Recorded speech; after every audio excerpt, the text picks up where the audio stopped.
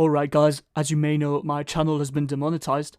In order to keep the channel alive, you can support me on Patreon, which is a great platform to finance content creators, or you can make a single donation on PayPal. And last but not least, I've launched my masterclass where I teach you everything there is to know about game and tactical analysis, with all the methods and tips I personally use. You can find details in the description down below. Thank you, enjoy the video.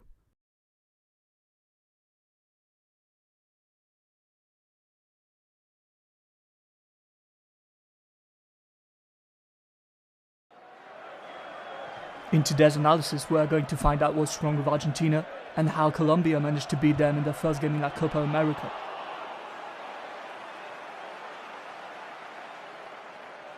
Let's see how both teams lined up.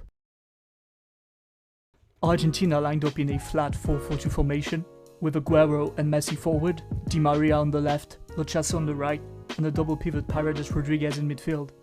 Several players were out of position, but it was for the sake of the defensive structure. Colombia lined up in a 4-3-3 formation, with Rames as a right winger. Argentina had a good start at the very beginning of the game. The team was high and compact. For example, you can see Lo Celso getting very narrow.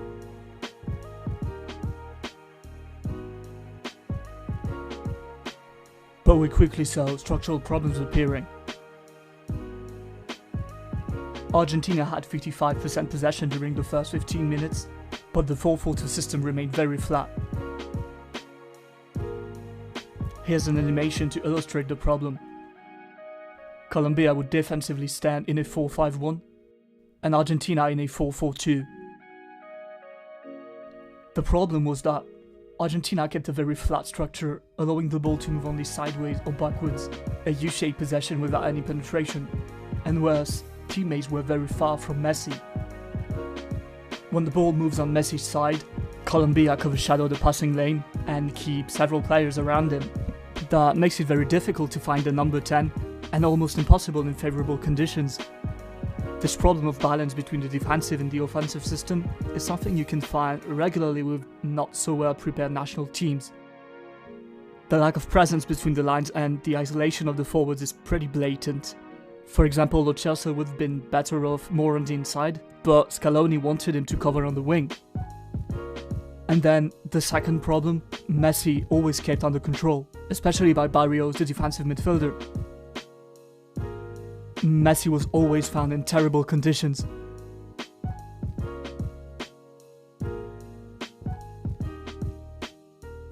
There again, that's what you can see here. Messi well covered.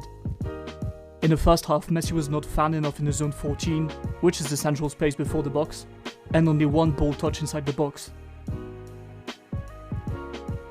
Argentina could not progress the ball centrally, so they played more through the wings. But again, it was complicated to progress. The fullback always made sure to block Di Maria back to goals.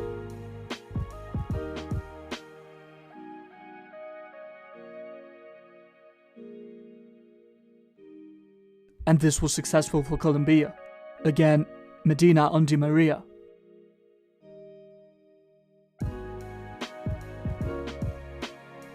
Argentina also played long to bypass all the obstacles, unsuccessfully.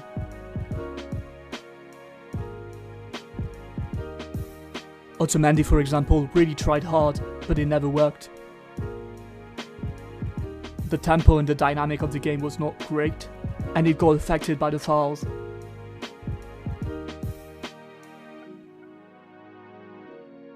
Now, let's see how Colombia played on the ball. After the 20th minute, Colombia had 59% possession during the rest of the first half. It was a basic 4-3-3 build-up really, with everyone in classic positions. As you know, Argentina stood in a medium 4-4-2, but there was no pressing at all on the build-up. Only a small-ish control around the halfway line.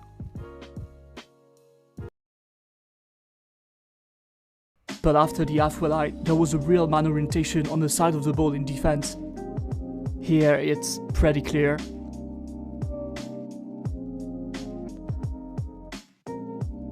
It's worth mentioning that Otamendi was very often man-oriented to Cuadrado or Falcao.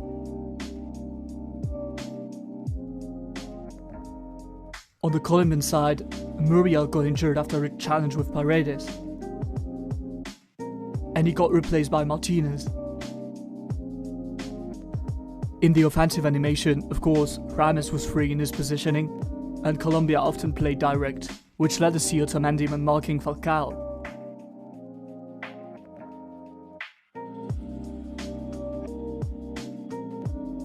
Uribe, the number 8, could be by the touchline, and the winger Martinez getting on the inside.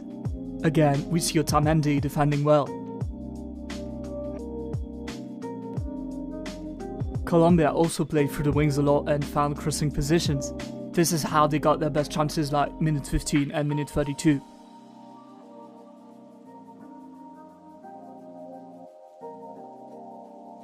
But their biggest chance came after a goofy action from the keeper and Otamendi.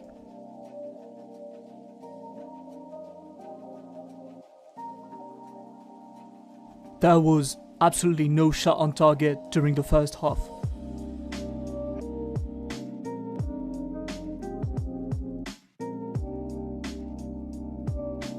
Coming back from the locker room, Argentina had 60% possession. They played higher with more intensity. Here, Paredes finds a shot in a position where it was nowhere to be seen in the first half.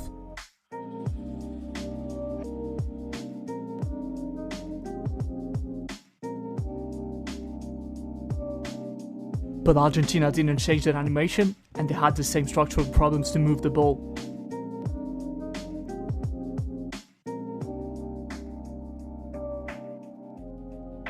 And Messi's situation didn't really improve compared to the first half. Almost impossible to find him in good conditions.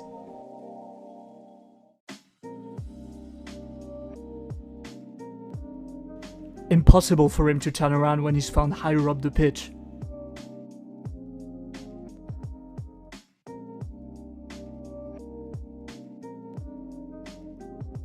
However, it was still much better than in the first half. With a disguised pass and a good move, you can definitely create danger.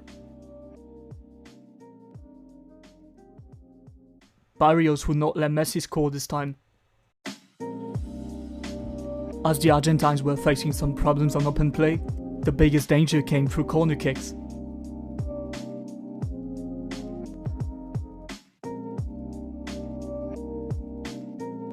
Here, after a corner kick again, the biggest chance was for Messi, but he didn't score. Argentina had 12 shots in the second half, 6 of them on target.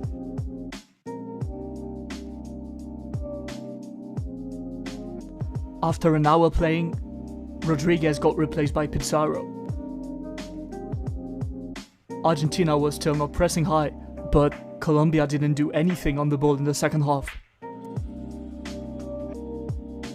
Even transitions were poorly played at first.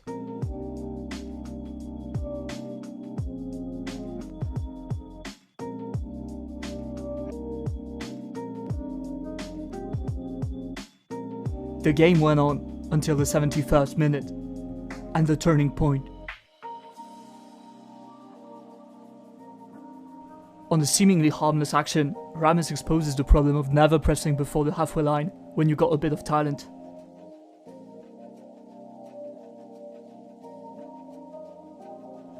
Martinez has a great action, and Pizarro, who just got in, doesn't defend well enough.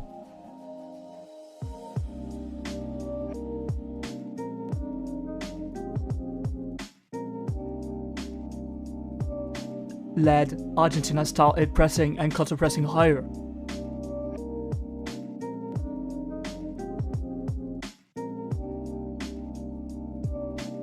But despite attempting a lot, Argentina couldn't pick up the score. 86th minute, Zapata bypasses the Argentine counter-pressure. Colombia can have a proper transition, which eventually leads to the second goal.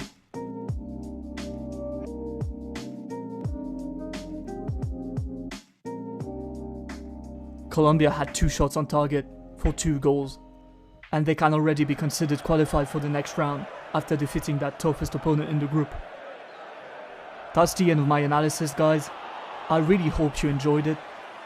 Thanks for watching. See you next time.